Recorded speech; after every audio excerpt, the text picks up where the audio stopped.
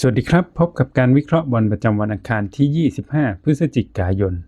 เริ่มด้วยคู่แรกเมลเบิร์นซิตี้เปิดบ้านต้อนรับการมาเยือนของยาโฮดารุตทักซิมเริ่มเตะเวลา 14:45 นาทีในศึก AFC Champions League Elite คู่ที่ 2 แกงวัน FC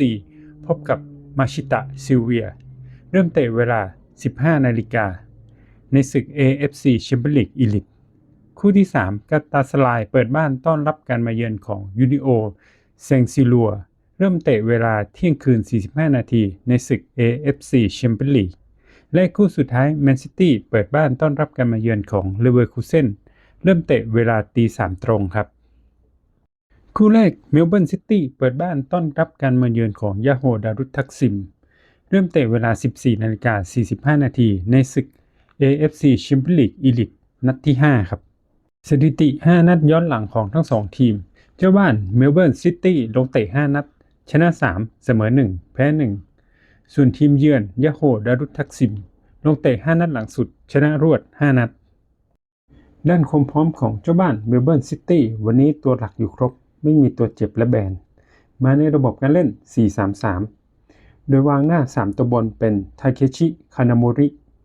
อยู่หน้าด้านซ้ายส่วนแอนดริวเนฟฟัส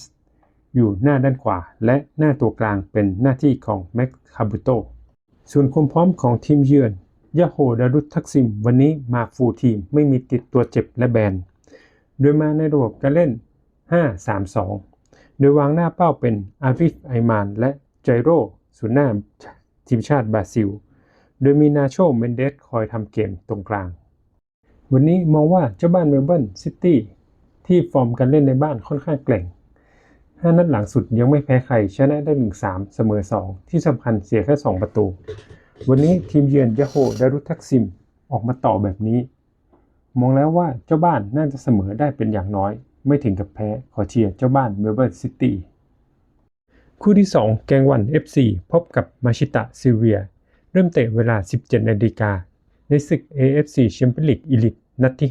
5 มาดูสถิติ 5 นัดย้อนหลังของทั้ง2ทีมแกงวัน5 นัดหลังสุดชนะ 1 เสมอ 2 แพ้ 2 ส่วนมาชิตะซิลเวียทีมเยือนลงเตะ 5 นัดหลังสุดชนะ 2 เสมอ 1 แพ้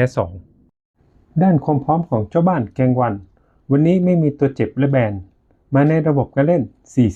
4-4-2 โดยวางหน้าคู่เป็นลีซองวอนคู่กับคิมกันฮีโดยมีตัวคุมเกมตัวเก่งอย่างคิมกวางกัน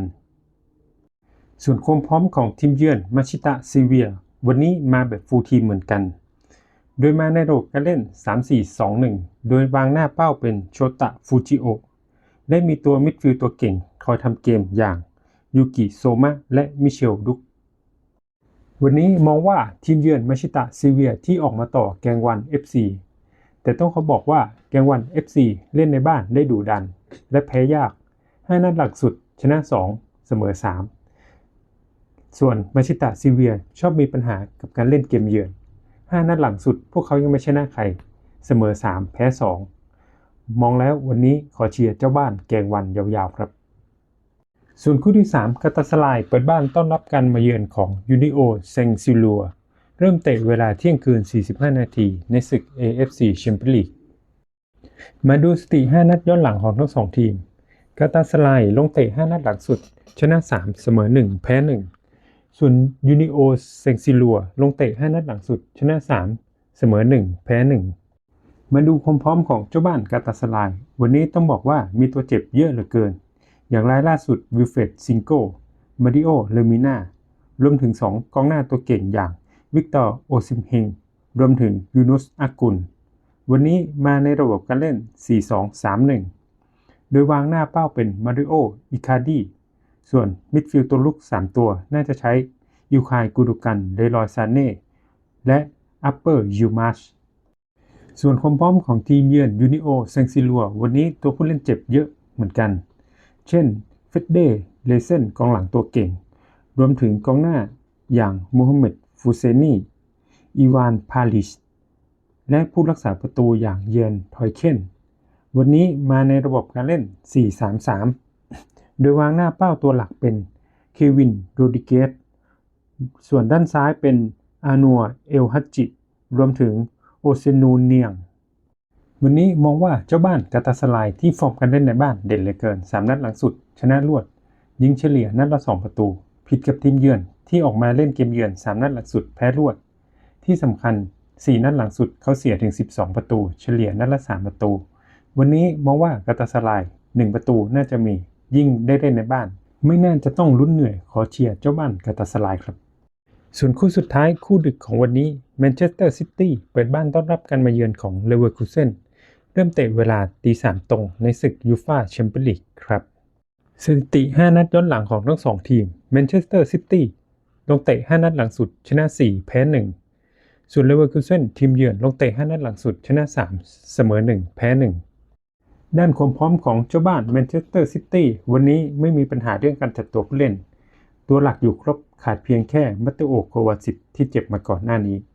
มาในระบบการเล่น 4-1-4-1 โดยวางเออร์ลิง ฮาแลนด์เป็นหน้าเป้าที่ยิงไปแล้ว14ประตูในซีซั่นนี้ส่วนเกมที่ขึ้นด้านข้างน่าจะเป็นหน้าที่ของเจเรมีโดกูและซาวินโญส่วนความพร้อมของทีมเยือนเลเวอร์คูเซ่นวันนี้จะขาด2กองหลังอย่างอเล็กซ์ ทิวมันโดและโรเบิร์ตมาในระบบการเล่น 3-4-2-1 โดยวางหน้าเป้าเป็นหน้าที่ของคริสเตียน โคฟาเน่และตัวทำเกม2ตัวคือคาริโอ เอนเชเวอร์ดีมาลิก ทิวมันวันนี้มองว่าเจ้าบ้านแมนเชสเตอร์ซิตี้ที่ล่าสุดเพิ่งพลาดท่าแพ้นิวคาสเซิลมา 1-2 แต่ฟอร์มการเล่นในบ้านของเขาค่อนข้างโหดชนะ7เกมติดยิงไป22เสียแค่3ส่วนเลเวอร์คูเซ่นฟอร์มก็ค่อนข้างดีแต่มีปัญหาเรื่องเกมเยือนและการเจอทีมใหญ่วันนี้มองว่าต้องออกมาเยือนด้วยมาเจอทีมใหญ่ด้วยมองว่า2ลูกต้องมียืนพื้นขอเชียร์เจ้าบ้านแมนเชสเตอร์ซิตี้ครับ